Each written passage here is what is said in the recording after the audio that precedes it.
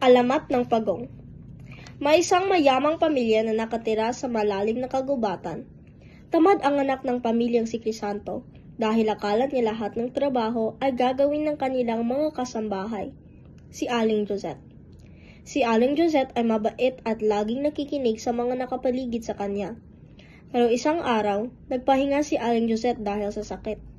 Si Aling Joanna, ang ina ni Crisanto, ay kausap ang kanyang asawang si Manong Ruben.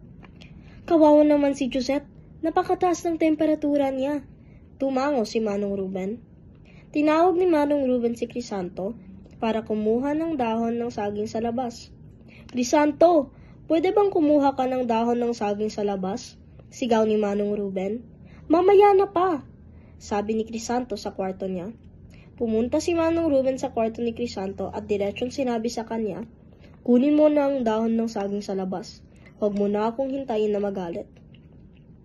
Inilibot ni Crisanto ang kanyang mga mata at bumangon sa kama, bago siya pumunta upang kunin ang dahon ng saging. Gabi na nang bumalik si Crisanto. Nag-alala sina Manong Ruben at si Aling Joanna. Anong nangyari? Sabi ni Aling Joanna na may pag-aalalang tono. Ano sinasabi mo, ma? Sagot ni Crisanto. Ang tagal mo dyan sa labas, sabi ni Aling Joanna. Wala talagang pakialam si Crisanto.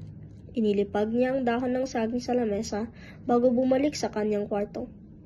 Sa tuwing kailangan ni Manong Ruben o Aling Joanna ng tulong mula kay Crisanto, napakabagal niya sa paggawa ng mga bagay na ito. Isang araw, nagising si Crisanto at dahan-dahang humarap sa salamin. Ngunit, may nakita siyang pagong sa refleksyon. Napagtanto ni Crisanto na ito ang kinahinatnan ng kanyang katamaran. Tinanggap ito ni Crisanto at namuhay bilang isang pagong.